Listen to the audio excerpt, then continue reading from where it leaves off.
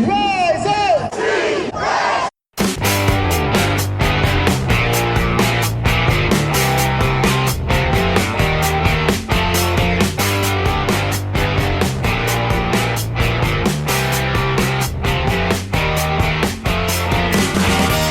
This is the Rise Up See Red podcast, all about the Arizona Cardinals and the NFL, featuring insider and outsider perspectives. Enjoy the best hour of Cardinals talk on the web. Now here are your hosts, Jess Root and Seth Cox.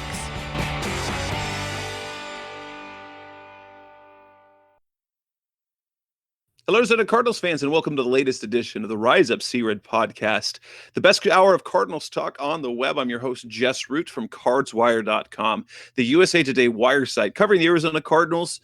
My co-host, as always, is Seth Cox from RevengeOfTheBirds.com, the Arizona Cardinals site for SB Nation. Seth, we are in episode 221, and just when you thought that Kyler Murray talk couldn't get any worse, it is a wildfire of stuff. So when we thought that we were just going to be talking about team needs, we're going to talk a lot about Kyler Murray, right? Right, exactly. Like, you come into this offseason and you don't really think anything of it. I mean, I think you and I kind of mentioned it in passing when it first came out, and now it's literally, I mean, you and I are you're much more of a reporter than I am, but we're both guys on blogs and stuff like that. Like, this is not our real job. And I've had, in the past week, I've had 6 radio requests because it's just, I mean, it's literally all anybody wants to talk about. And so it's not a bad thing. And I tried to explain this, the last time we talked, like you have to just embrace it. Like, you can't get upset. You can't get mad at people that are, okay with this or are willing to listen or think that it may happen or even embrace that it's happening. Because it is what it is.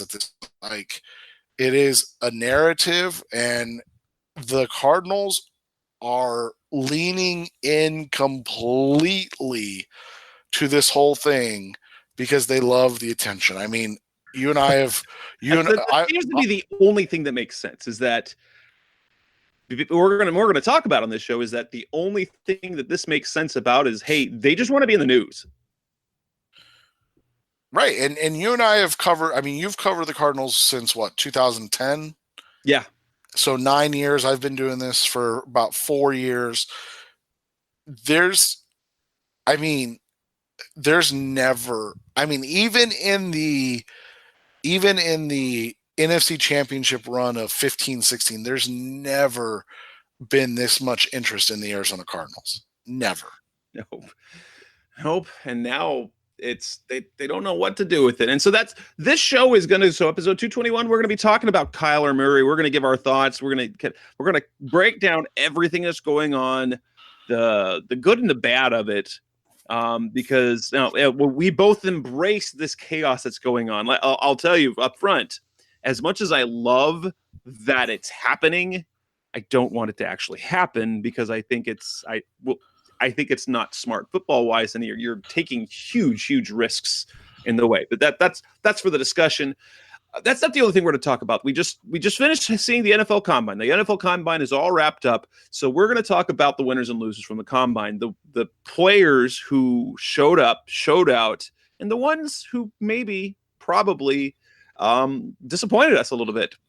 Then from there, we'll talk a little bit of a roster move that happened as Josh Bynes became the first of the Cardinals' axes in the offseason. He was cut. We'll talk about that, what that means. And then we'll go into what was originally supposed to be the big theme of this show, which was the team needs. We're going to go on the offensive side of the ball, defensive side of the ball, go position by position, and we're going to go through what do they need to add to this roster this year, whether it's a starter, whether it's depth, whether it is via free agency or the draft. What do we want to see happen? And that'll take us to our show next week when we actually preview free agents. So let's kick this off with what is the latest that we know about Kyler Murray. And this is what we know. One, Kyler Murray might just be big enough for the NFL. 5'10 and an eighth. So he's not under 5'10. So he's almost Russell Wilson at 5'11 at the combine. But here it is. He isn't 5'9, 165 as many jokingly or half imagined he would be. He came in at 5'10 and an eighth, 207. In comparison, Russell Wilson was 5'11, 204. What did that show for you? Did that take away any of your concerns that he might have had in terms of size and frame? I've never been concerned about that with Murray, just because of the way I know Kingsbury's offense works and then the way Murray works within, kind of that air raid spread type of offense. So when you look at it from that perspective, it was always going to be, in that sense, he was going to be fine in the NFL. If you asked him to do things like Tom Brady or, even Drew Brees to an extent, he probably wasn't going to be as successful. So it's just about, finding the way for him to fit. And when you look at it, you would think or hope that, he was probably going to fit best in terms of with the Arizona Cardinals, but his size is always going to be a concern simply because it is unorthodox. It's different than what the typical quarterback is, and so you are taking a chance because of how kind of black and white NFL teams are with kind of their expectations of size for their players and how they like their players built, in terms of checking off boxes, so to speak. Right. And for me, I wasn't nearly as concerned about the height. The frame was what worried me in terms of the transfer play in the NFL.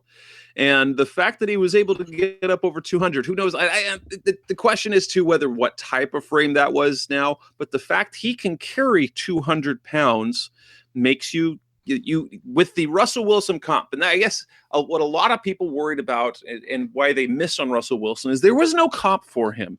And it ended up being why people missed on him is because they didn't realize how important or less important that height was when he checked off all the other boxes. Smart, leadership. He knows how to take care of his body, but then he has those elite traits of his arm strength and his accuracy and his playmaking ability that it became, as we looked back at that draft, the only knock was for size. And other than because he was always a thicker frame to begin with, so he had that compact build to him. Kyler Murray didn't look like that in college. If he can be that, you now have a comp in the league that you can say, okay, this can work and this can be very good, but it was a matter of would he be able to handle the pounding? And now we just have to determine, does he have elite all those other traits?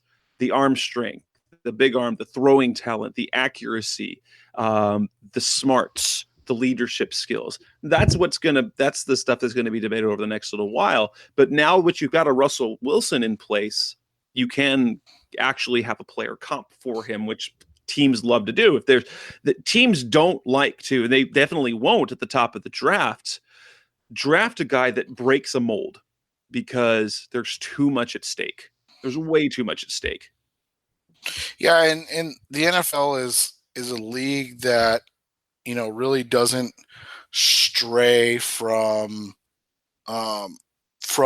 what that mold is. And so, like you said, when you have a guy like Russell Wilson, that, like you said, checks a lot of the same boxes, it makes it easier for teams to then take a quote unquote chance on a similar type player. Right. Now, That's the first thing that happened. After that, the rumors that came about, it seems like it, and we'll have to be perfectly honest, as we know very well, the Cardinals have not 100% decided on a top pick because they don't build their draft board until about a week before the draft. Now, clearly, there's going to be guys that are going to be in play early on, but what was the chatter all over the combine? Supposedly, Cliff Kingsbury himself was out and about saying it's a done deal. So there are reporters out there saying that they heard that Cliff Kingsbury was going around telling people at dinner in Indianapolis, it's a done deal. Kyler's our guy. It's going to happen. Late on Sunday night, there was a report from Omar Kelly out there in Florida. You have to love the way that it comes across. First, he says, he's lining up quarterbacks and where they're going to land. You got Kyler Murray to the Cardinals, and with Josh Rosen likely to be traded to the Washington Redskins. That it would happen before the league year started, and then he adds this: the streets is talking, and it's going to happen. We've heard other people say the same thing, that the Cardinals and Murray are a lock. The smoke, everything, all those coincidences before are seeming to line up. And so the chatter is the Cardinals are taking Murray number one. And now, as the kind of things we all have to wait for is, okay, we'll take the chatter, we'll roll with it. There's rumors, there's subterfuge, there's misinformation out there. But the second that we get a report that the Cardinals are actually in trade talks for Josh Rosen, that's when the things get serious, because if they trade Josh Rosen, for a fact they're drafting a quarterback, then it's probably going to be Kyler Murray. Why wouldn't it be? And now we finally have a report, Charlie Casserly report, not a reporter report, but someone who's in the know with things, who has NFL media, yeah, that says that the Cardinals have been shopping Rosen. So get ready, guys. Something's happening or something's not happening. But now that report's out there, which then lends credence to the idea that they're going to take Kyler Murray first overall. What's going on? You look at it, and I think a lot of it is simply, and I thought you had a pretty succinct tweet on it the other day, and I think it was you just kind of trying to make sense of everything as much as you were. I had that. Granted, I went on a rampage on Twitter a little bit. Some of it was thoughtful, some of it was just, hey, let's burn it all down. We're just changing everything. But I think you kind of hit it on the head, that the whole idea is, they came in with this idea that, hey, Rosen's our guy. All right.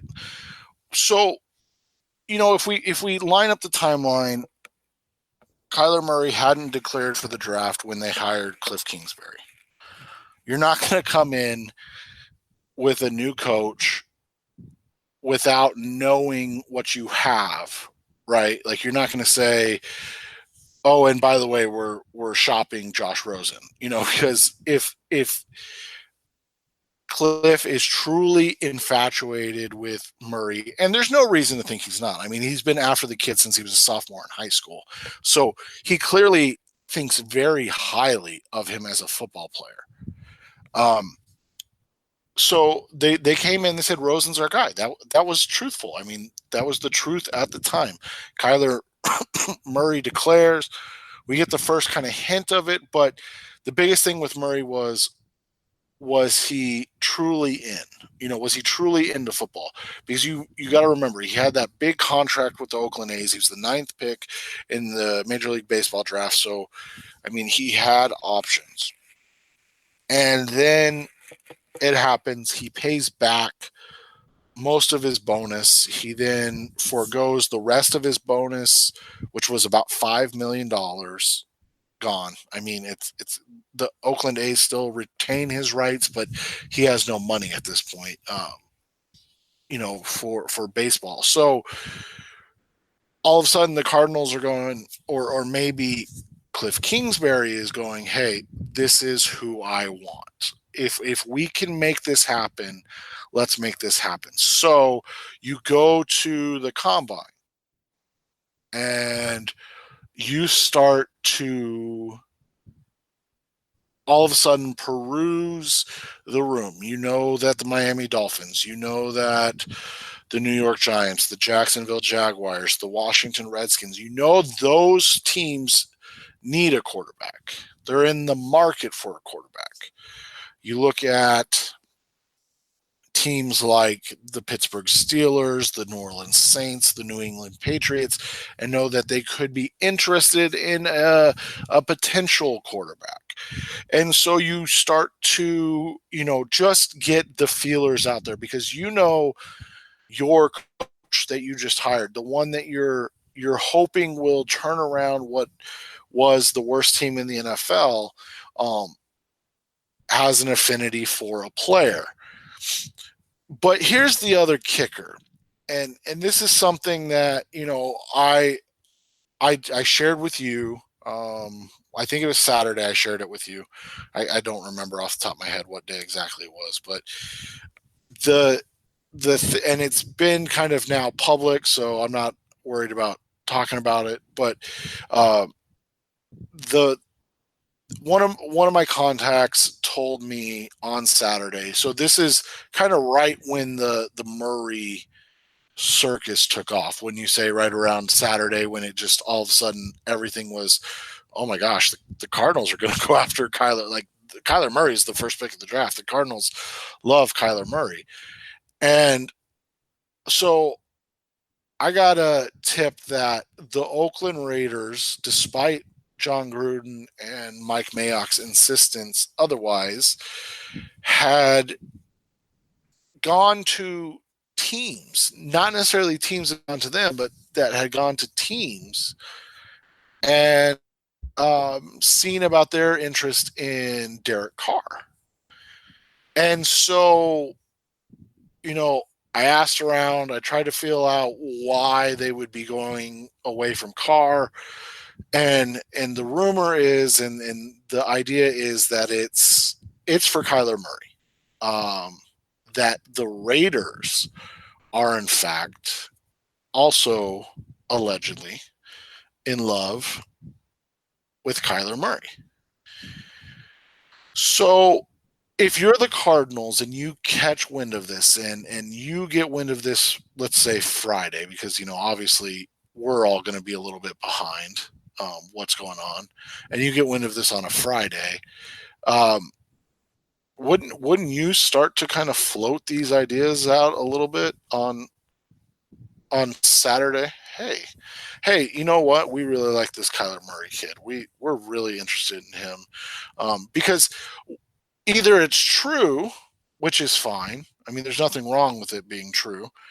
And then people are going to start giving you their kind of best offers, or you're going to kind of start to hear offers on Josh Rosen of what they may want. Or it's not true, but you do know that the Oakland Raiders allegedly are interested in him. And so you're saying, hey, we're interested in this kid. We're willing to take him at one and figure out how to deal with it. Are you willing to make it worth it for us not to do so? So that is, kind of the avenue I've been pursuing. I wrote about it yesterday. And I talked about it with you beforehand. Like the numbers I was told that if the Raiders were to make a move up, it wouldn't be as much as maybe the Cardinals would hope. Or maybe the fans would hope. But I've seen a lot of fans okay with, kind of these odd numbers. And so it would be 24, and then it would be like their third round pick, which would be 66. For me, I've said I don't think that's enough. This is something we'll talk about as we get a little closer to the draft, but for me, that's not something I would be interested in. But to go back to the Murray thing, wouldn't this all make sense? Like, so they're kind of having their cake. They're trying to have their cake and eat it too. Like, maybe they really do like Kyler Murray. Maybe they are 100% interested in Kyler Murray. And in that, they are, kind of fishing to see what other teams would give them for Josh Rosen. But at the same time, they're putting it out there that, hey, if you you want Kyler Murray, Oakland Raiders, if you're truly interested in Kyler Murray, like the rumors are saying, you're going to have to go through us, because we're willing to move on from Josh Rosen for Murray, unless you make it worth our while. So it's, it could be one of those situations, or it could just be that, all hell has completely broken loose and the Cardinals have lost their minds. Well, and that's interesting, the perspective you take on that, because when I hear when it becomes almost a set certainty, I hadn't thought that maybe a team that likes him that much as well would get desperate. But to me, in my opinion, by putting this out there, you're hurting yourself, in my opinion, you're hurting yourself for the value of that first overall pick. Because if the entire world knows you're taking Kyler Murray, they take them off the board temporarily.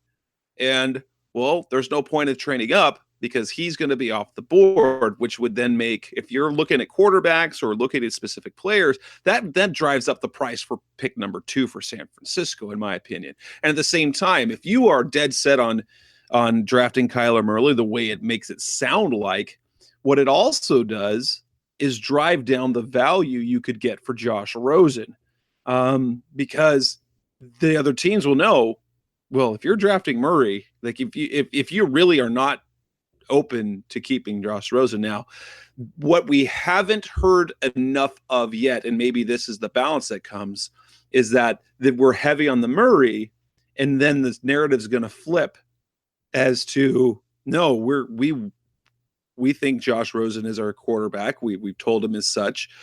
We see him as a quarterback, as a future, as a franchise quarterback. Maybe the narrative flips. That's what has to happen. Otherwise, in my opinion, you drive down any value to those picks, unless it's that scenario, I think, which you said, where you're trying to make the Raiders desperate. Like, if they really want Kyler Murray, then maybe they're willing to sell the farm just to get that kid. But what I think has to happen too is then the Cardinals have to feel extremely confident, and Josh Rosen have to make that very public. That happened before, but I think all of that talk has been forgotten at this point, and which is the interesting part to that. And so the question now becomes, what can the Cardinals get for Josh Rosen if they do decide to move? Because the way I see Rosen right now is, and maybe it's just a little bit of skepticism here, I can't imagine a quarterback who was, who clearly there were concerns about him in terms of temperament. And then he goes out and has a very underwhelming year, a rookie year, who was a first-round pick. I think it would be outrageous to think that the Cardinals are actually going to recoup a first-round pick. Like, the notion that Washington's going to give up the number 15 pick overall for Rosen, this feels to me like the new car scenario. You buy a car, and this is what happens with all new cars. Basically, you drive it off the lot, and what happens to its value? It plummets. You know why? The simple think of this. If it's a brand new car that you loved, just a few months later, or not quite a year later, you're trying to get rid of, that's a really bad sign. That's a lemon sign. And I think in that case, between what Rosen did on the field and the fact that, well, the team that knows him most intimately is willing to give up on him after less than a year, with all the mitigating circumstances around his struggles last year, I can't see a team ponying up what the Cardinals would want, especially with the financials that are involved, because the Cardinals are going to eat a whole bunch of dead money just to deal him. Yeah, and so the Rosen thing is interesting, and you kind of hit it on that. Like, they're not going to get what you and I or fans in general would consider a fair trade. Now, I did read something interesting, and it was that what if Washington gives up their third this year? And I know you guys are thinking third, that's it, but with a with a another pick next year, and you're talking a third that moves to a second, that moves to a first, based on obviously, um, however Rosen plays for the Redskins. Is that something like? Because then obviously you don't want him to be unsuccessful. I mean, you don't ever cheer for a guy other than the one time he's playing you a year, but that for somebody to fail. But at the same time, you if you trade him and he's successful, you're really going to put all those eggs in the Murray basket, and if that doesn't work out, then it makes you look really bad. But so, I mean, is that something that you would think that you would be interested in as a Cardinals fan, that you would take, basically a guaranteed 3 this year, and then a 3 that could go to a 2 or a 1 depending on, playing time, success rate, things of that nature? Well, for me, it comes down to this. I would feel like I if that's the best that's out there, I would be okay with that as long as I'm convicted about Kyler Murray. For me, that's ultimately what it comes down to. That you as an organization You better be right. Yeah. You better be right that one, either Rosen, like you were wrong last year. You like you were dead wrong about Rosen the way apparently the organization was about Steve Wilks.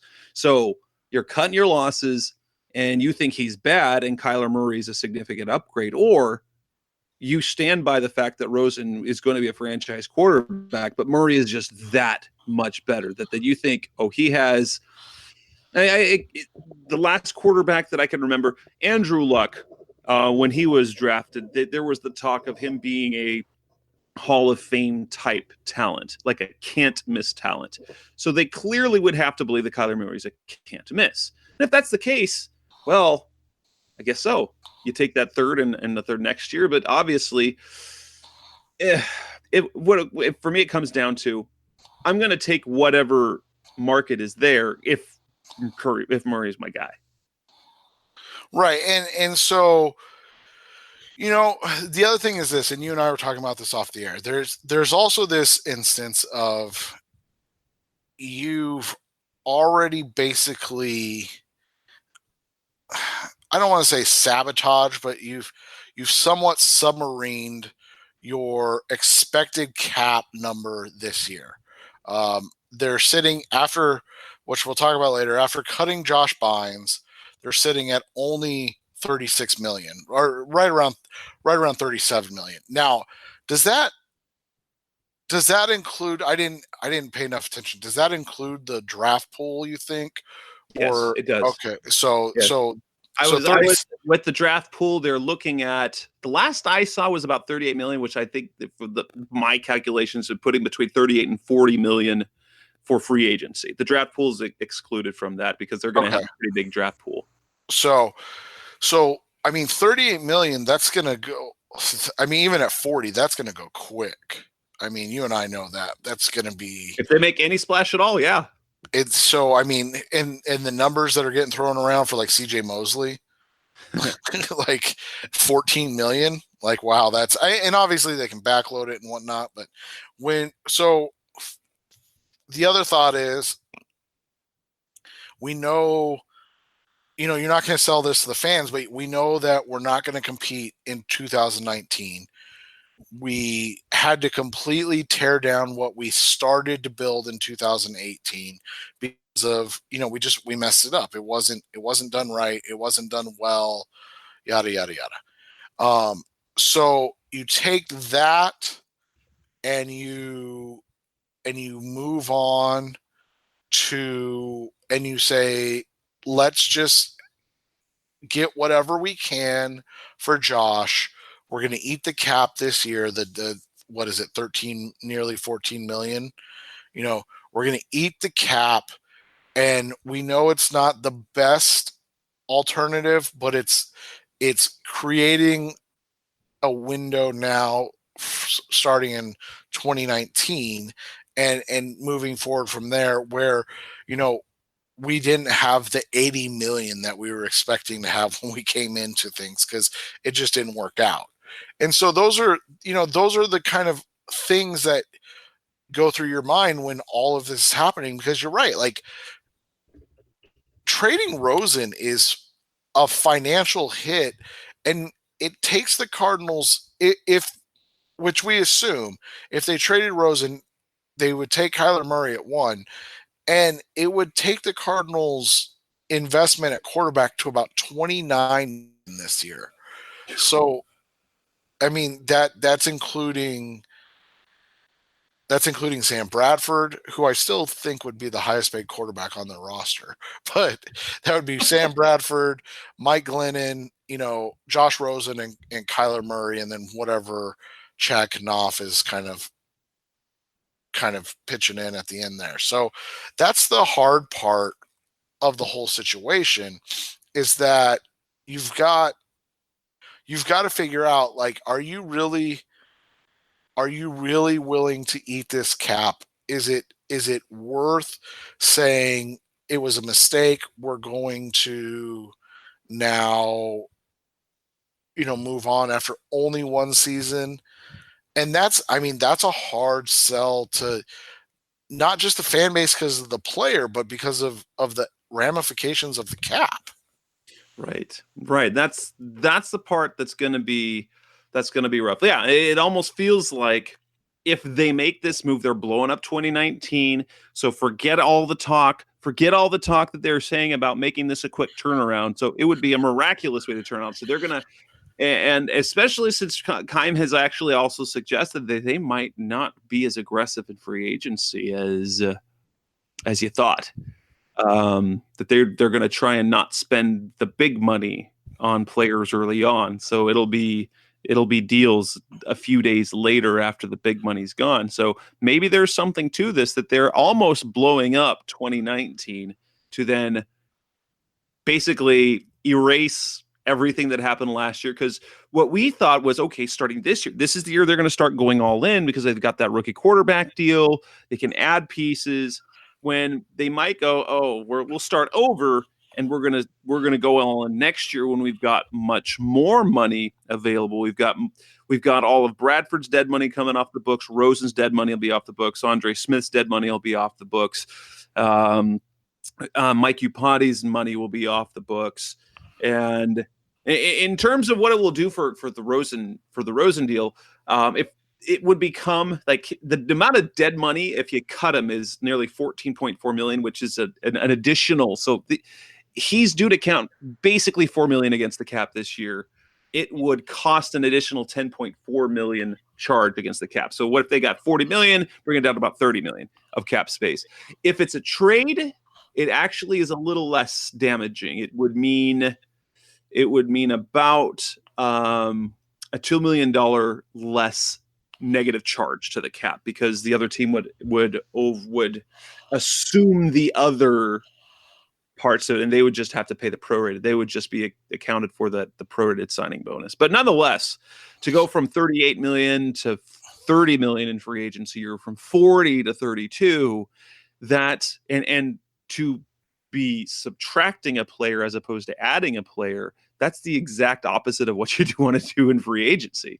So maybe and what we expected to happen. I mean, that's the other thing with this is,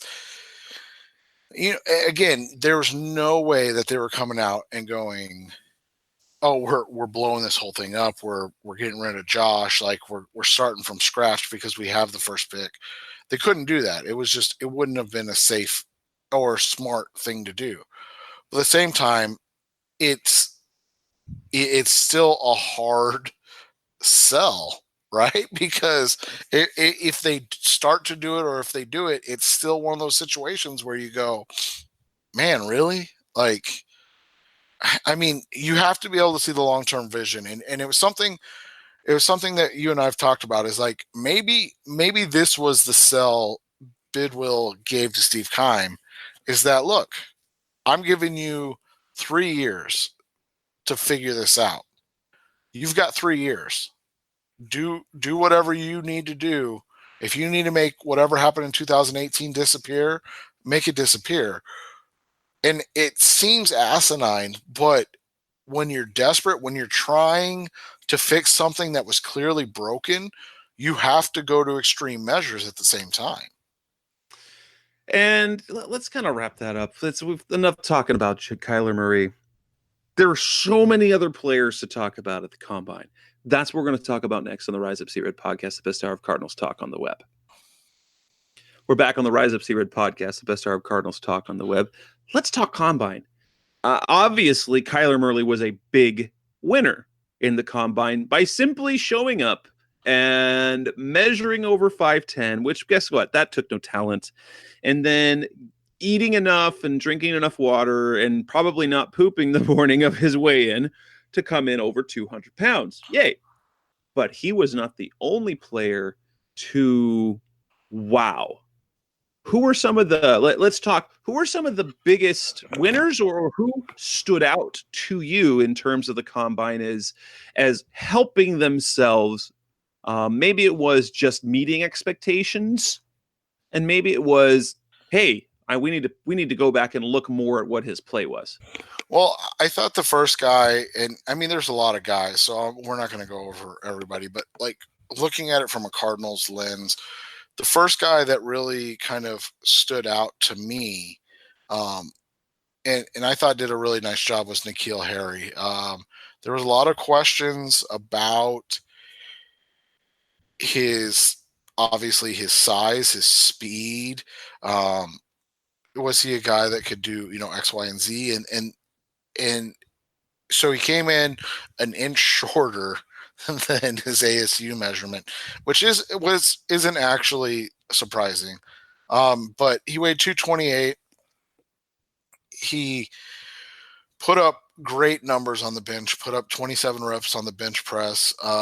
But then his vertical was, 38 and a half inches, which was really, really good. And then he got down to a 4.53 40, which I thought was going to be tough for him. I really did. And then you saw him and he was able to do it. And, so at 6'3", basically 228 pounds, he's basically made himself, I would say, into a first rounder. Like, I don't see him not going in the first round. He's a guy that's a size, kind of size speed matchup guy that's going to be tough to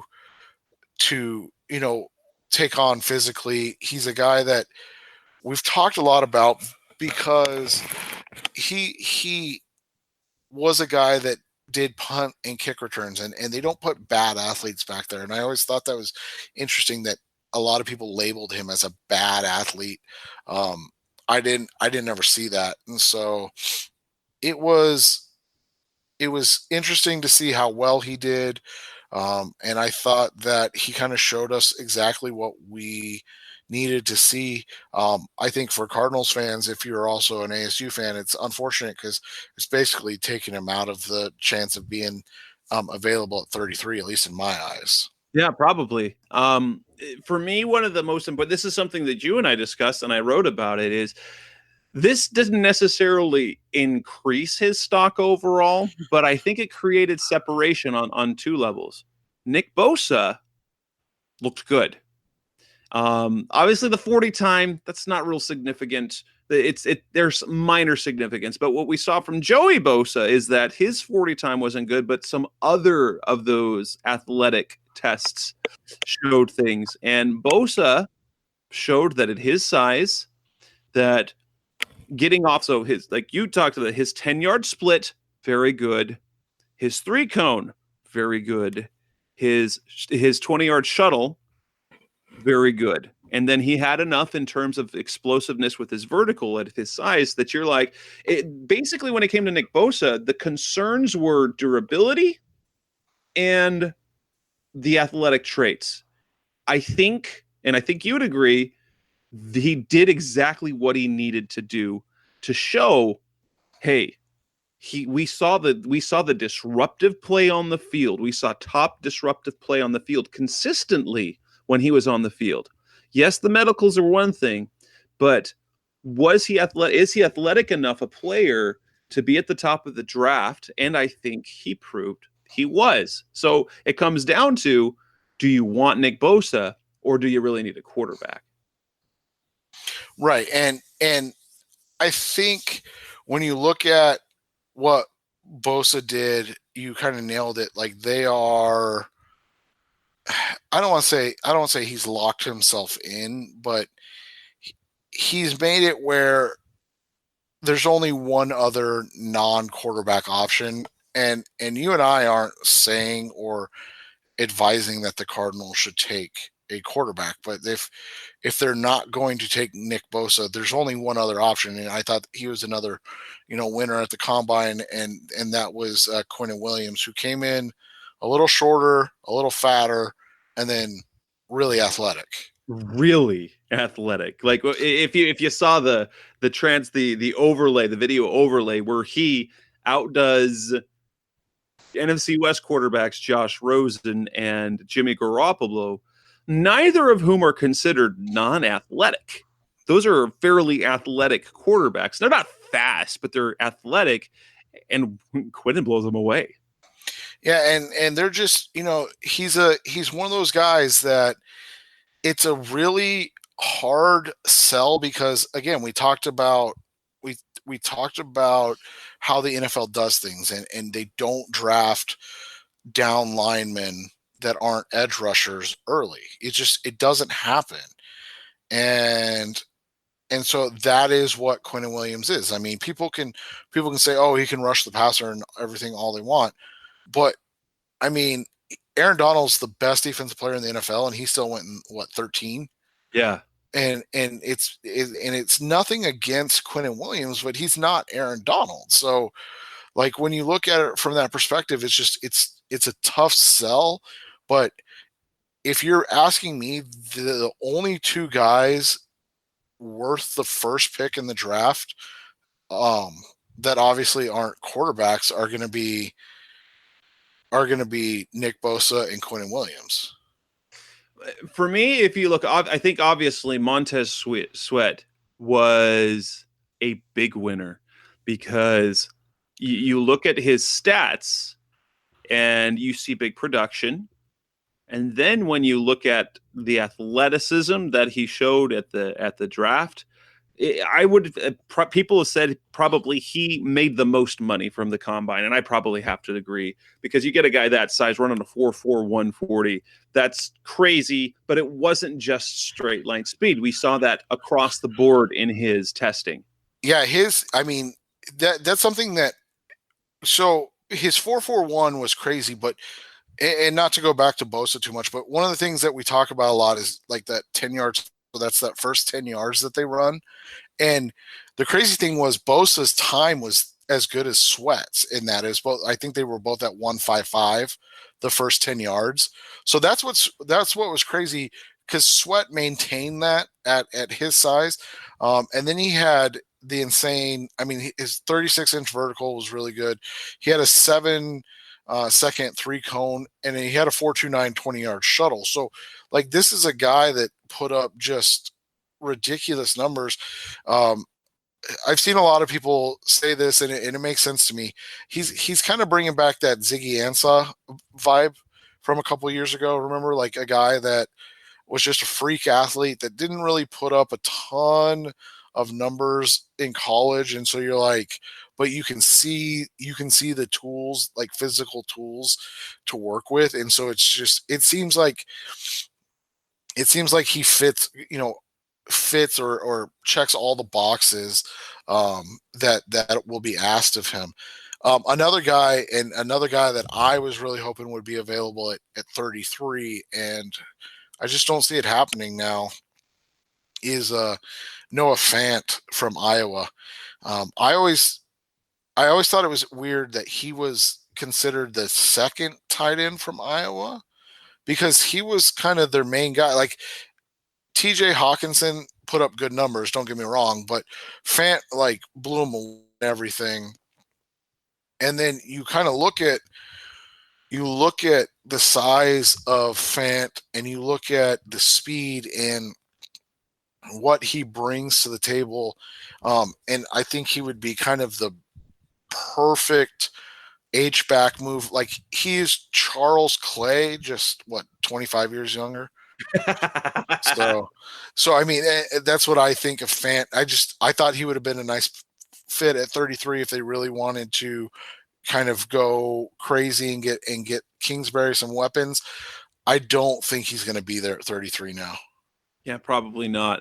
I took a look at some of the numbers of the receivers because obviously the guys that got the most attention at the top were DK Metcalf and N'Keal Harry. But I put together a post on Sunday based on let's look who are the top guys at all the athletic parts, and 3 names stood out to me who I don't know when they're going to get drafted, but I think they will be very productive. And the first one is a guy I think the Cardinals are going to take a long, hard look at, and probably I think he might get drafted earlier than some predict. And that's UMass's Andy Isabella. Not only do you have the monster production in college, kind of like what Chase Edmonds was, but his all around overall speed, what is it, 4.33, 4.37 he ran in the 40, but then everything about his short area quickness and vertical were great. Hunter Renfrow didn't have a great 40, but his 3-cone, the short area stuff was top end. And then a player that had also production that I'll be honest, I hadn't heard anything about him, but a guy that showed up on basically every single list, Notre Dame's Miles Boykin. And he came across, I mean, his production is last year. It's not over the top. He had 59 catches last year as a senior for 870 yards and 8 touchdowns.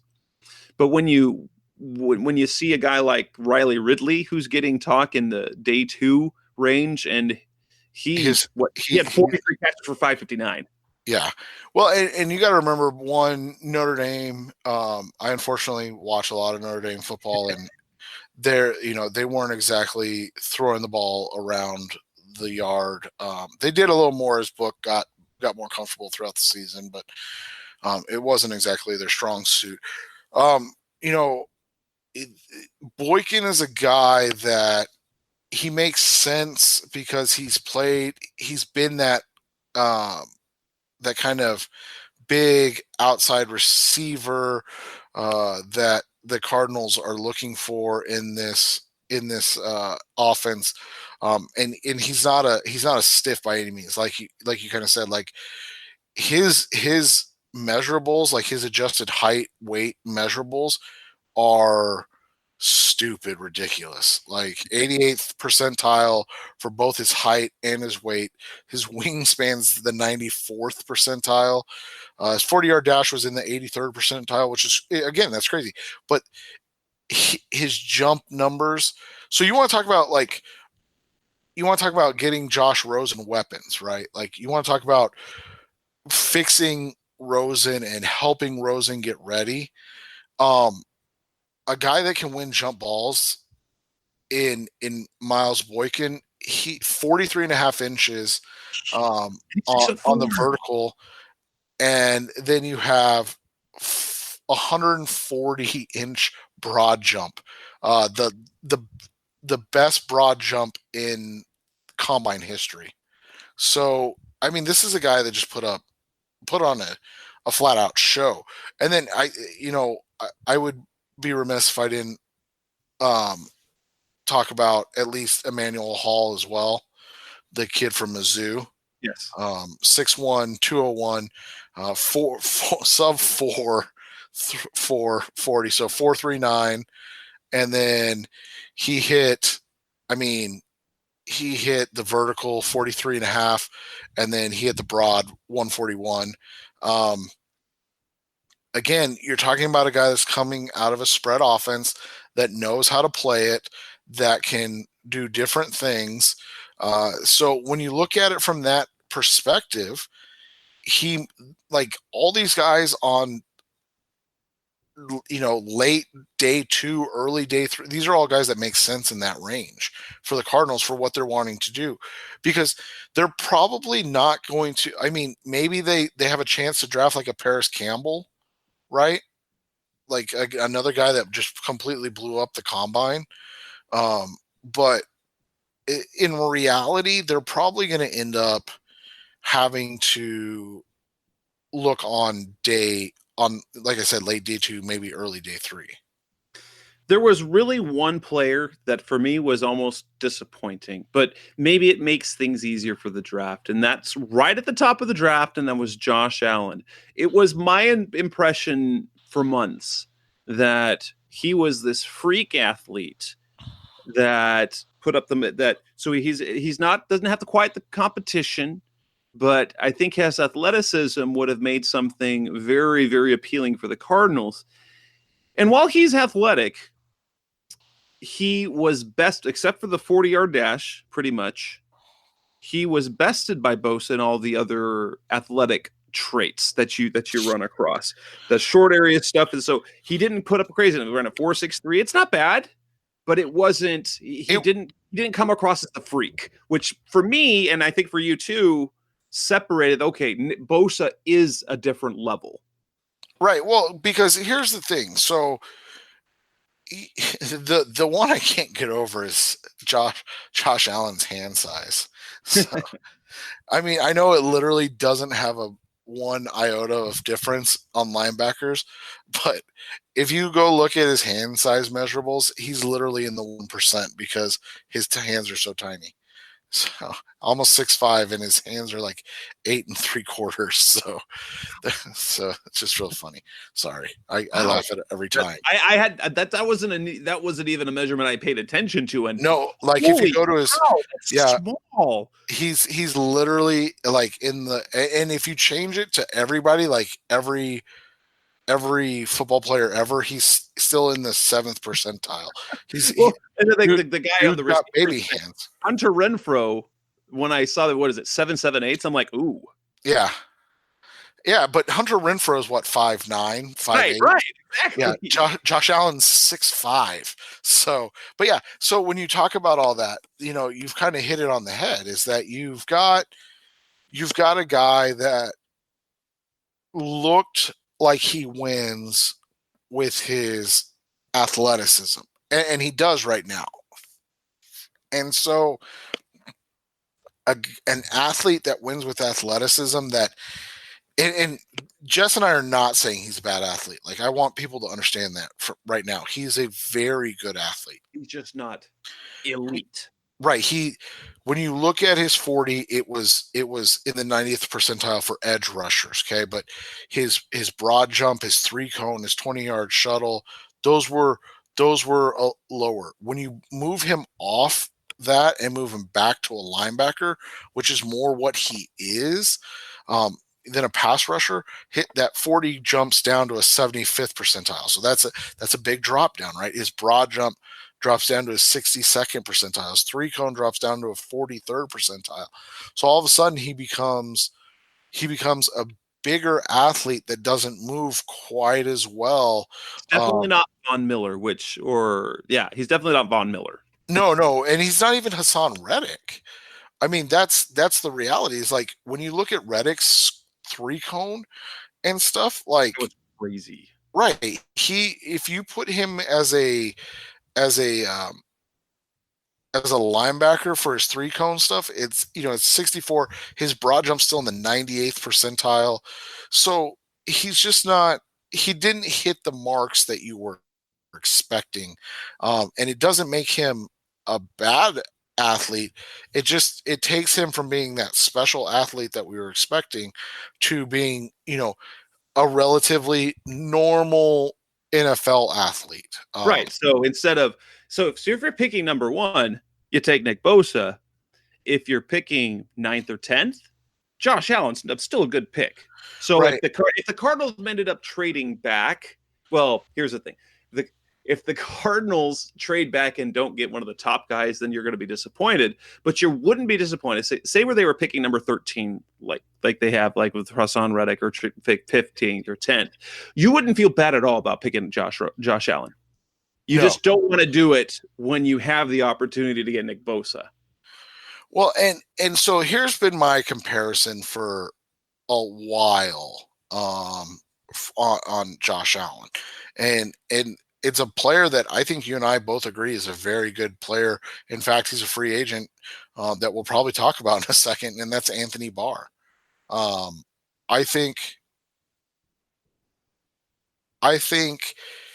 that Allen really reminds me of Anthony Barr in terms of kind of that size, speed. Is he really an edge rusher, or is he a guy that can rush from the edge as well as be an off-ball linebacker? And that's kind of what I look at Allen, and that's why I've never considered him strongly with the first pick, and that's why the testing kind of just reinforced my idea with that. Yeah, and Anthony Barr, he's 4-time Pro Bowler out of his 5 years in the league, and like the numbers aren't overwhelming, but clearly he's viewed as one of the best at his position. Now, granted, he is playing a different position he's playing the Hassan Reddick position, right, in the Steve Wilks defense, say, as opposed to playing what would be the edge in Vance Joseph's. But Anthony Barr would probably play that quite well. And with that, let's kind of move on from that. So we're going to come back on the next segment of the Rise Up See Red podcast. The Cardinals finally made a cut. It's kind of a surprising one. We'll talk briefly about what it means, the cutting of the loss of Josh Bynes. That's coming next on Rise Up See Red. We're back on the Rise Up See Red podcast. Josh Bynes becomes the first casualty of the offseason for the Cardinals, as he is let go after 2 years with the team, and more importantly, only 1 year after signing a 3-year contract extension. Now, in terms of the money, it's not that big a deal. It was a 3-year deal worth a little under $6 million, but it was could have been worth for up to $10 million. And he only got a 1 year, $1 million signing bonus. So it creates, it's a very reasonable dead cap of about $666,000. But they just cut a guy who was one of their best defenders for the 11 games that he played before he went on injured reserve, I think he was undoubtedly the best player at the position at this moment. Yeah. And so it creates, it goes back to one of the interesting, things that you've said is like, is this just a, hey, let's get rid of these Wilks guys, right, type idea? That are they going to get rid of Bynes? Because not only was he was also a leader on that team. So are they trying to get the stink of Wilk completely out? So I expect Antoine Bethea will probably let go, and he was the leader, a captain on the team. Josh Bynes, if you look at is Mike Glennon, like if they jettison Josh Rosen and Mike Glennon and bring in Kyler Murray and Case Keenum, you're suddenly going to have the anti-Steve Wilks team. Now, maybe this is a case is that they knew that Josh Bynes deserved to play because he played well enough, but knew that he wasn't going to be the ideal fit here. And by releasing him a few days ahead of free agency, you allow him to. So it could have been a risk. Yeah. And I would fully expect him to land in Cleveland with Steve Wilks running that defense there. But it does make something very clear. And the one thing that is very clear to me is that, guess what? The Cardinals are signing a starter on defense at linebacker. They have to. Right? They have to.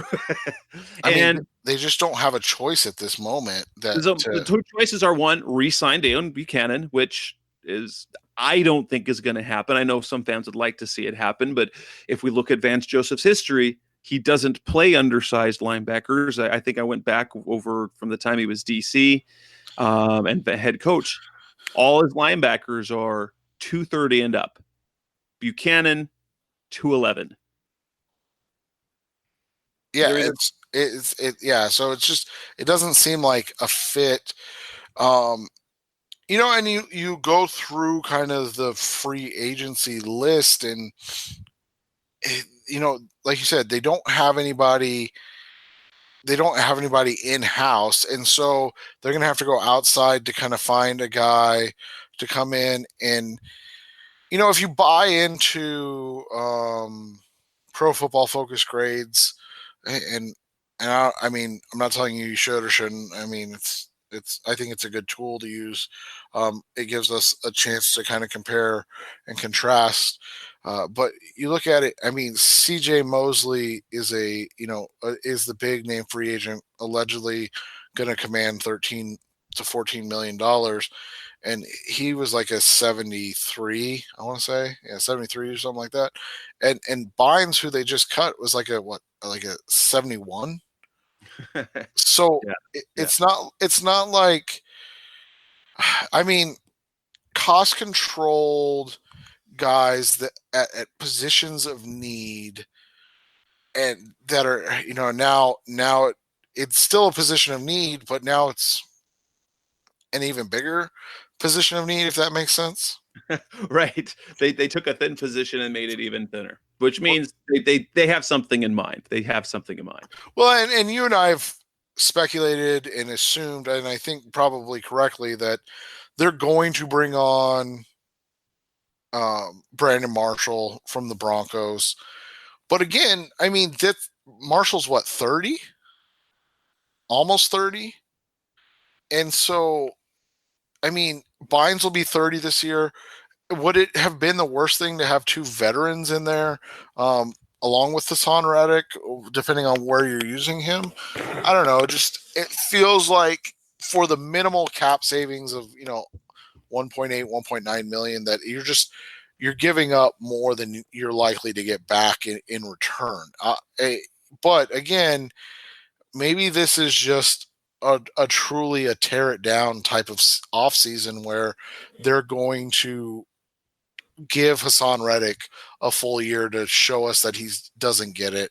They're going to try not to interrupt whatever he has going. So, I mean, if that's the excuse, and like you said, and then they're going to bring in a veteran, a Brandon Marshall or a CJ Mosley or a, KJ Wright, then it's fine. But it just, like you said, it seems at this point like it's a lot of wishful or hoping that something works out, that instead of keeping a known commodity on. Coming up next on the Rise Up See Red podcast, we're going to come back and actually talk about what we thought the main part of the show would be. We're going to talk about offensive team needs, position, and what do they need to address this offseason, draft, free agency, whatever. That's coming up next on Rise Up See Red. We're back on the Rise Up See Red podcast. Time to talk about those needs that the Cardinals have. So let's go position by position. Do they need to address the starting lineup? Do they need to address the depth? Should they approach it in free agency? Should they approach it in the draft? What types of players? We're not going to name names yet. That's what I think we want to do next week. We're gonna start naming names and throw some money numbers out there to what we can expect and kind of make some predictions and match things, and we'll do that next week. But right now, let's talk about the offense. And if we're looking at the quarterback position, we've talked about that at length. Do you think the Cardinals need to do anything at quarterback this offseason? I mean, I didn't think so. I don't think they need to. If they're honestly, with all the fun this is, while personally I don't want the Kyler Murray thing to, if they do it, cool. I hope it works out. But I want them to follow a plan and stick to it, and I want to believe that Josh Rosen see something through, so to speak. Right. Yeah, I want to believe that Josh Rosen is going to be great. If they're going to do something, if they're going to make a change, I can totally see, and I'm totally on board for swapping out Mike Glennon for a Case Keenum. Anything else doesn't matter. I know Mike Glennon is a guy that Steve Keim loves, but we'll see what happens with that. So need, definitely not a need, but it might be nice because you see Vance Joseph, he's bringing in guys like brought in Brooks Reed who knows the defensive system. I think we're going to see that on the defensive side of the ball. We probably need to do that on offense as well. And one of the ways that you could do that is with a Case Keenum. I know Gungus will just say I'm trying to have the Cardinals trade all their 7th round picks, and I'm all for that. But I think Case Keenum is a perfect match for what they want to do. If he's willing to take that pay down to what the Glennon deal was, it's a perfect match. He can start. He's well respected. He's a really good guy, really good in the locker room, and he knows that offense. Yeah, and it would be helpful, like you said, to bring in a guy that is versed in the offense and can help others become versed in it as well. At running back, I don't think there's a dang thing they need to do. No, I mean, I don't think so. It doesn't mean that they won't, because it is a new offense and we don't really know what we're expected out of the running backs. You and I like, obviously, the Johnson Edmonds combo. So if they feel like they need to add an athlete or add something different at the 3rd or 4th running back position, whether it be moving on from TJ Logan or DJ Foster or any of those guys, then so be it. But it's not, like you said, it's not going to be something that we're openly pushing for. Receiver, what do they need to do? Oh my gosh, how much time do we have? I mean, I think you have to hope that Christian Kirk continues on his trend of where he was headed in 2018, which looked, at the time like a guy that could be a very good number 2 receiver in the NFL.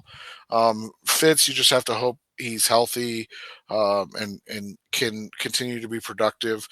From there, I mean, you're going to have to bring in at least one veteran. Like, I don't see any way that they don't bring in at least, and not a Bryce Butler type veteran, but an actual exactly. I was just going to say that it can't be your receiver you get in free agency can't be Bryce Butler. Right. It has to be a guy that can compete and contribute.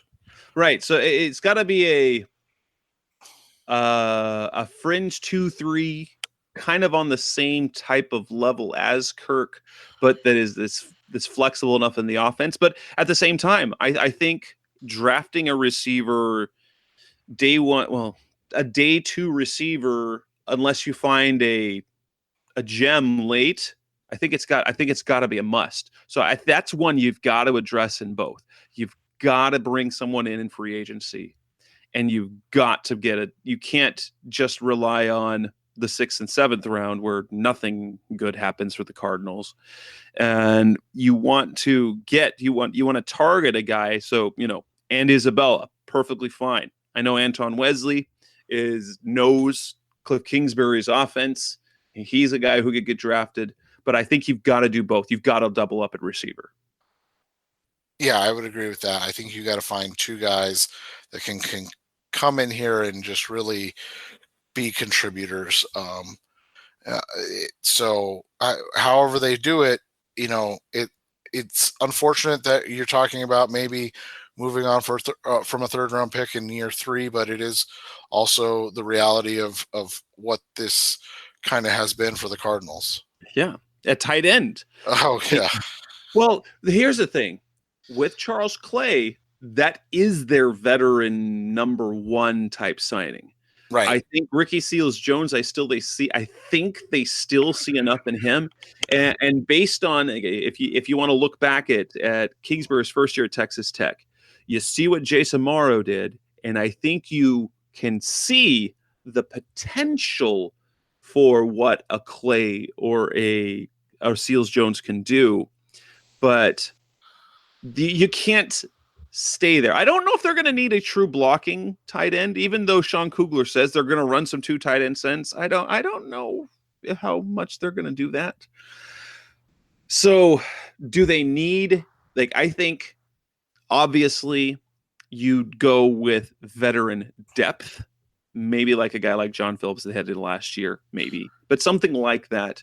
And then then I think you have to add someone in the draft as well. I think you have to double up, but the guy that you sign in free agency is a back of the roster. Right. Now, left tackle. Do they need to do anything with left tackle? I mean, the hard part is that we still have. I mean, we're assuming that they're going to keep DJ Humphries. It sounds like they don't have a choice, that they're going to have to keep DJ Humphries at this point. So we'll kind of see where that goes. But obviously, with the history of DJ Humphries, you will always say yes. They need something at left tackle. But the question is going to be, are they going to lean on the guys? Is that just bringing back John Wetzel? Is that leaning on Corey Cunningham, which leads us to the right tackle position? Because it's not like you're going to go like at left tackle. You can't bring in a guy who's a legit starting left tackle. They cost too much. Right. And so and we just went over that. They don't have the money. So. Right. And right tackle. What are they going to have to do? Are they going to be able to spend big on a right tackle? That's the thing. I mean, we can kind of hit all three of these at once right now if you want to.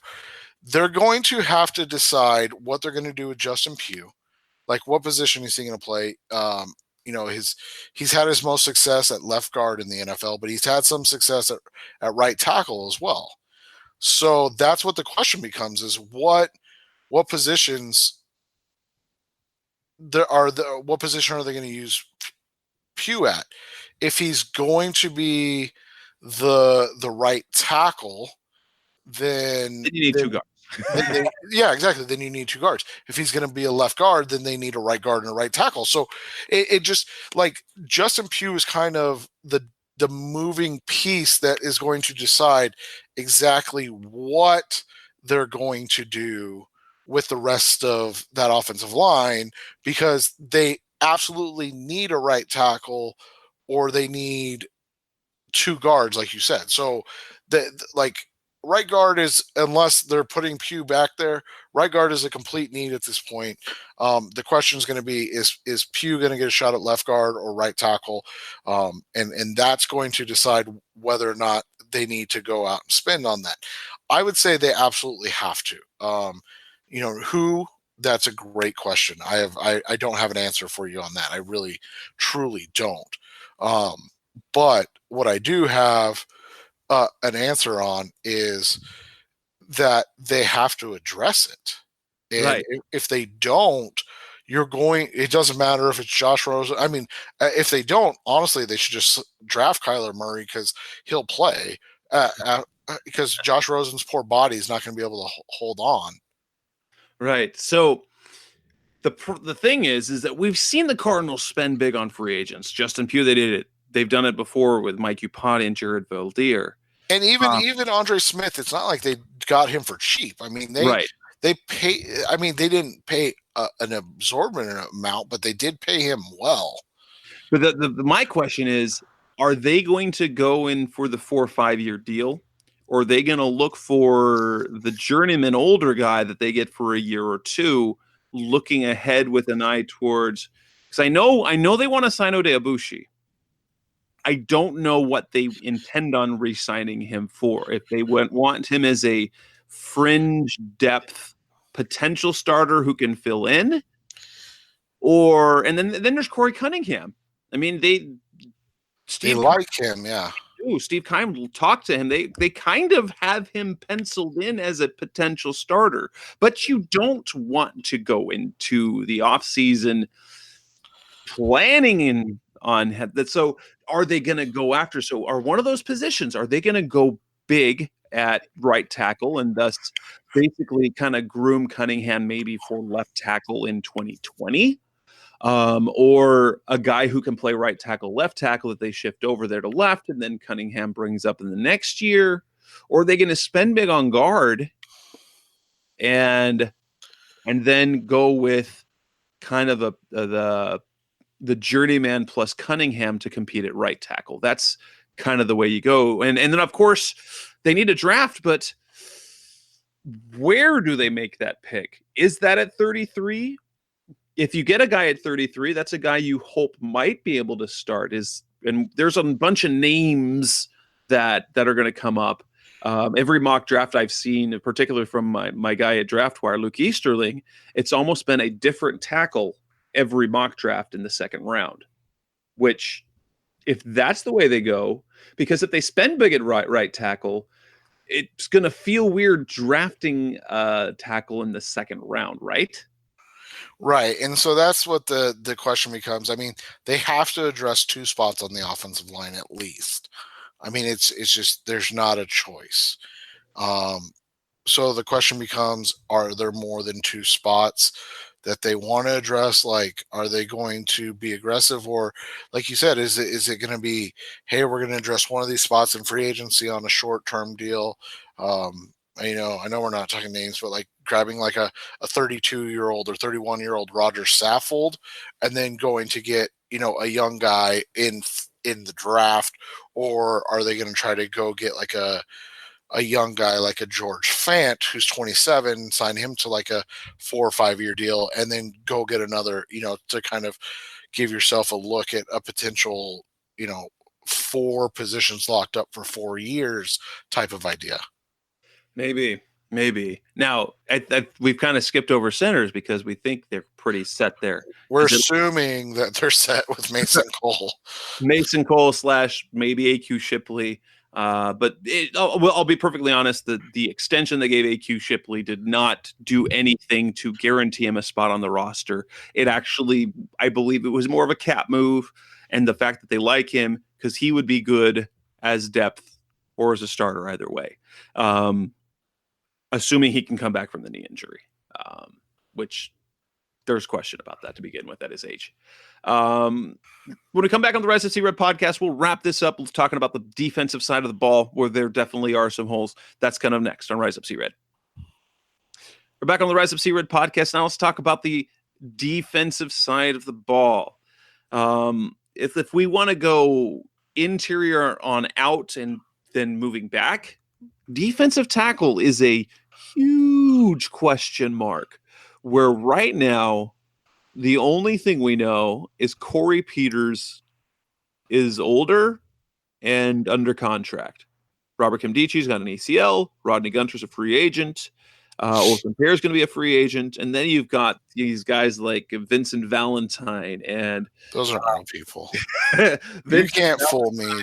Sony Tassini and Siupeli Anu. Well, he's not actually even on the team anymore. So you've got these depth guys.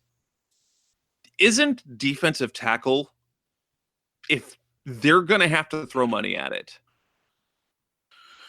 Well, and that's kind of the thing this year with that I've, and I wrote about it today for Revenge of the Birds, is when you look at the defensive line, or the defensive free agents, man, they're tailor-made for the 34. Like, the Cardinals picked a great season to go back to being a 34 defense. And then 2, in the same bodies, they just need bodies because now they're going to need a rotation of 5 to 6 NFL caliber. They need 3 starters, and they need at least 2 guys that are okay. Yeah, and when you look at it, you say, if they were to make a play, and so I can talk about this guy because he's not even available anymore. By the way, I didn't even know this. Margus Hunt, who I thought would have been a nice target, he's 32. I had no idea he was 32 years old. He must have been like 27 when he was drafted. But yeah, so Hunt, I thought would have been a nice fit because he fits in a 34, blah blah blah. And so you look at that and you go, okay, if you go at a guy like Margus Hunt, and then who's like a second tier guy, so like a $5 million a year guy, which is basically what he got, and then you add a big name like an $8 to $10 million a year guy, wouldn't that take you out of potentially taking Quinnen Williams at the same time? So that's kind of been my other reason, and we'll talk about Williams and Bosa and all that stuff later, but that's kind of been my other reason that I have been trumpeting Bosa, is because, like, when you look at the available talent on the defensive line that plays in a 34 is really, really freaking good in this free agent period. And it would really make a lot of sense to go get one of those guys and change over kind of that look of that front line. Right. So you're going to have to, in my opinion, you're going to have to sign, you're going to have to throw money at 2 starters in free agency. And you need to draft. And then you're going to, that's the thing about with the defensive interior, especially running a 3-4, you don't necessarily have to take high end guys because then you get rotational guys like Ed Stinson. He played forever with the Cardinals and was solid. So if a great defensive tackle falls in your lap in the second round, or it's Quinnen Williams at the top of the first, that's great. But you can add the depth at that. But they're going to have to throw money in free agency and draft at least one, I think. Oh yeah, because they need the bodies. But they need the bodies. This is the year to need the bodies, though. That's the whole thing. Is like they picked a really good year, honestly, to need on the defensive side of the ball. Offensively, it's always difficult to find talented offensive linemen, as the Cardinals have shown throughout their franchise history. But defensively, like finding 34 down linemen going to be a thing this offseason. And then finding off-ball linebackers is going to be a thing this offseason. And so like both groups are very strong in the free agency and the draft. And that's, say what you will about Keim not being prepared for a lot of things. At least he's given himself a chance this offseason. Right. Now the matter is how much money will they have. Now, let's move out to the edge at outside linebacker. Obviously, Chandler Jones is a lock. They've got that side taken care of. They bring in Brooks Reed. The question is, and this actually plays into the quarterback part, because if they really like Nick Bosa, you don't need to go out and really spend more money at that position, because Brooks Reed is your placeholder, is your first and second down player who will start early on until Bosa's ready. But you've got guys out there. So if you think you're leaning towards quarterback, then you have to throw some money at a guy, because you can't, like with this edge position at the 3-4 outside linebacker, even this, especially, that's not a position you can expect someone to draft and start right away. They're always going to rotate in, and especially if it's out of the first round. Right. And so the edge, that, that again plays into why I've said Bosa from the beginning, because when you look at this edge class, there's a lot of veteran talent, but have you seen the numbers that these guys are getting? Like Justin Houston, but he will not be cheap. Right. And so so you're going to get an edge player. Like there's some available, like Shaq Barrett. Are you going to be able to get him on a 1-year deal? Or I don't think so. Frank Clark got, franchise. Preston Smith is, that's going to cost you. Yeah. William Hayes is 40. He's 34, but exactly 37. Lorenzo Alexander, 37. So like, there's all these guys, and then the big names are all going back to where they were. Right. So, and did you see the number that's getting thrown around for Trey Flowers? Oh no, I didn't. But it's $17 million. Oh, so like that's the whole thing. You're not. You want to talk about rookie quarterback money? Like going and getting a rookie outside linebacker pass rusher is almost as valuable, honestly. Because and when you think about it, it's actually more valuable because you have 2 of them. So paying 2 pass rushers $30 million is akin to paying 1 quarterback $30 million. So if you're able to have a pass rusher like a Nick Bosa,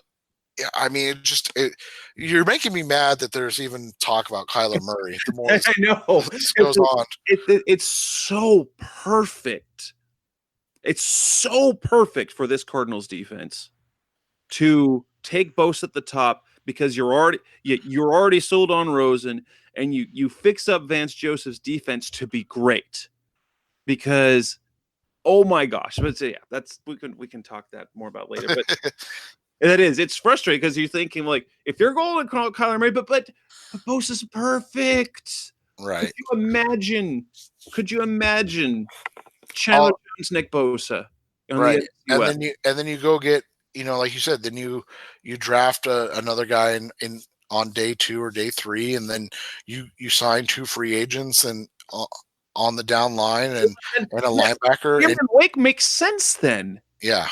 Because So then you've got this nice little rotation of Jones and Wake and Bosa and Reed, and your position set, but your long term is set as well. Now, off the ball, Reddick's you can ink him in. They're going to play him. they have to at this point. That's it. But they have to have a starter. Now we Brandon Marshall's probably the guy that's going to end up here in my opinion, but they have to pay someone to be a starter, and they have to have people to play behind him. Whether that's bringing back a Gerald Hodges. Gerald Hodges is a replacement level player. He's a good guy to have on your team, and he's played in a 3-4 defense before when he was with San Francisco. So I think you bring back Gerald Hodges to bridge that gap because he's a fringe like starter on a bad team type of linebacker, but you'd still need to throw money at. You need somebody to start. You need somebody to start, whether that's throwing a lot of money at him or kicking the can down the thing, bringing a guy in for a year or two, and then letting Reddick develop into that star. Right. And so that's, I think it's an obvious need at this point, and it goes into the entire, defensively, you can, obviously they need bodies at the down lineman position, but you can convince me that the off-ball linebackers, the most important need they have right now.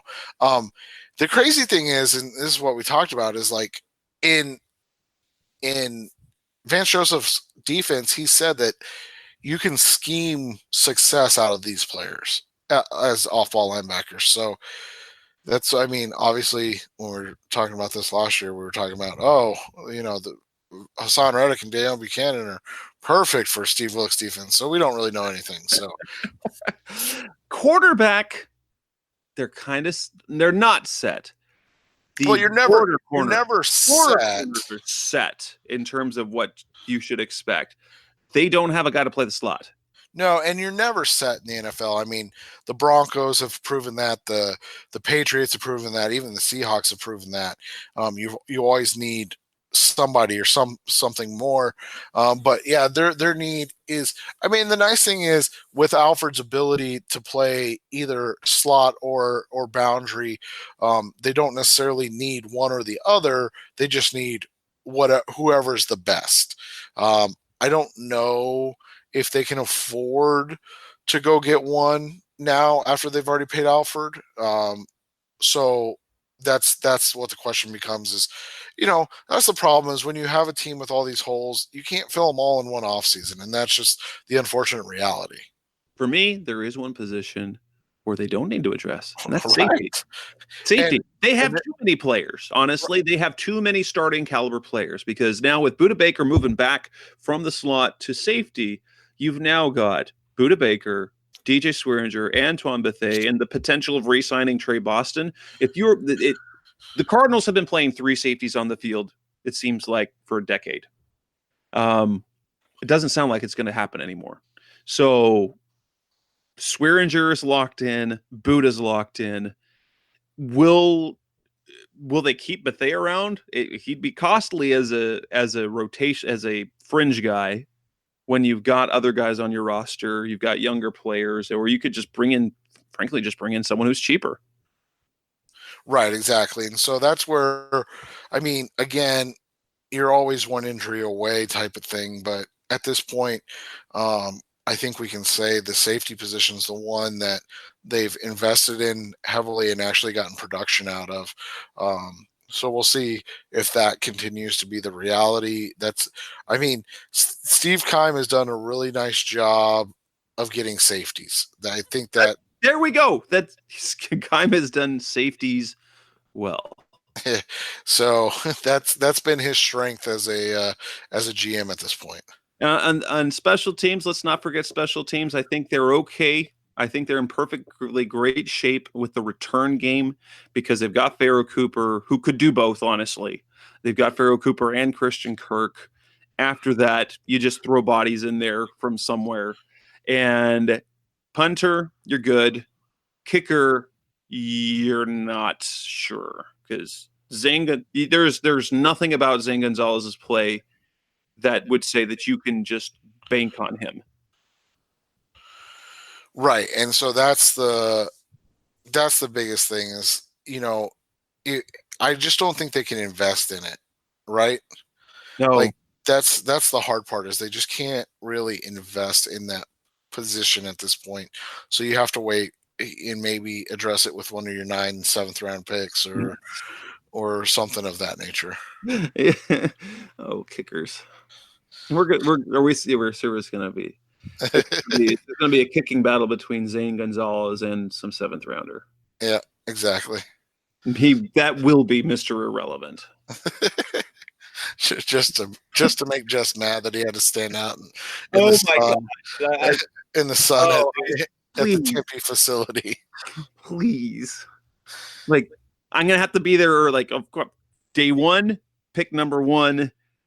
Day 3, the very end, and not the very end. 254, baby. 3 of the last 6 picks, like that. Should be a good time though. Oh, let's wrap this up. That'll wrap up this long edition of the Rise Up See Red podcast. We'll be back in a week. We'll be talking about free agency in depth. I mean, unless there's more Kyler Murray news or Josh Rosen's have been traded or something. Yeah. So we will be back in a week. That's Seth Cox. I'm Jess Root. This is the Rise Up See Red podcast. Thanks for listening. We'll be back again. Thanks for listening to the latest edition of the Rise Up See Red podcast. Listen to previous episodes and subscribe to the show on Apple Podcasts, Stitcher Radio, Audioboom, or many other podcast platforms so shows are delivered directly to your mobile device. Please give the show a 5-star rating and always support the sponsors who support the show. We'll be back soon for the best hour of Cardinals talk on the web. Rise up, Red Sea, be Red, See Red, and of course, Rise Up, See Red.